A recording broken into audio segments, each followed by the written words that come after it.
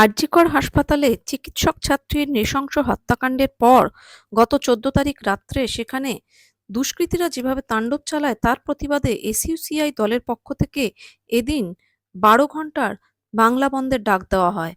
এই ডাক দেওয়ার পর কিভাবে বাংলা বন্ধ কাটলো তা নিয়ে প্রতিক্রিয়া দেওয়া হয়েছে দলের তরফে।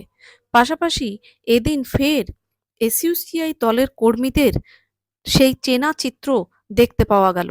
তারা রাস্তায় নেমে একেবারে ধর্মঘটি আন্দোলনে ঝাঁপিয়ে পড়ে। কিন্তু তাদেরকে প্রতিহত করবার জন্য পুলিশ তাদেরকে টানা হিচড়া করে, বয়স বা মহিলা কোনো কিছুর দিকে লক্ষ্য না করে টানা হেচড়া করে গাড়িতে তোলে এবং পরে তাদেরকে গ্রেপ্তার করে।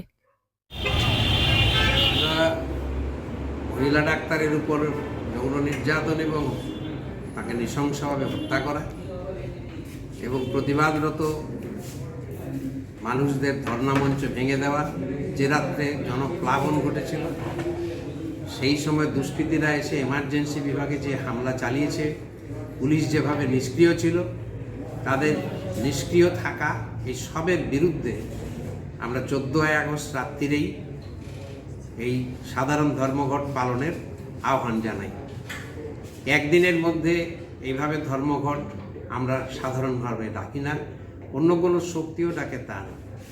সরকারের, পুলিশ প্রশাসনের পক্ষ থেকে, শাসক দলের পক্ষ থেকে ভয়ভীতি প্রদর্শন থাকা সত্ত্বেও এবং 15ই আগস্ট ছুটি থাকার জন্য সর্বত্র সে সংবাদ পৌঁছে দেওয়ার সমস্যা থাকা সত্ত্বেও আমাদের কর্মীরা সংবাদ মাধ্যম মিলে যেভাবে প্রচার করেছেন এবং তাতে জনসাধারণ নিজ নিজ ক্ষেত্রে যেভাবে সমর্থন করেছেন, যতদূর পর্যন্ত করেছেন, তার জন্য আমরা তাদেরকে অভিনন্দন জানাই। জনসাধারণের কাছে তাদের এই প্রতিবাদ রেজিস্টার করার জন্য তাদেরকে আমরা অভিনন্দন জানাই।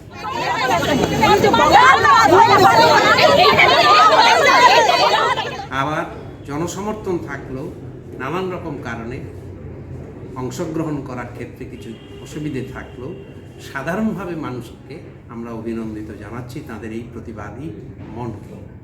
মুখ্যমন্ত্রী যেভাবে ধর্মঘট এ রাজ্যে হতে দেবেন না বলে বলেছেন, যেভাবে বলেছেন সরকারি কর্মচারীদের বেতন কেটে নেবেন, তা চূড়ান্ত অগণতান্ত্রিক। এটা গণতান্ত্রিক মূল্যবোধের পরিচয় নয়।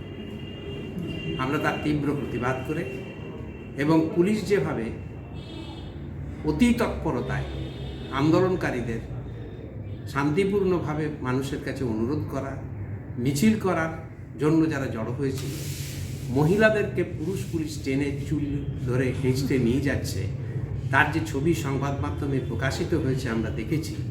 এবং যেখানে যেখানে টিএমসি শাসক দল তাদের উপর আক্রমণ করেছে পুলিশের সঙ্গে মিশে, সিভিল ড্রেসে পুলিশের কাজ করেছে বলে বলা হচ্ছে, তার তীব্র প্রতিবাদ আমরা করে আগামীকাল প্রকৃত দোষীদের শনাক্ত করা এই দাবিতে এবং এই আক্রমণের প্রতিবাদে প্রতিবাদ দিবসের আহ্বান জানিয়েছি।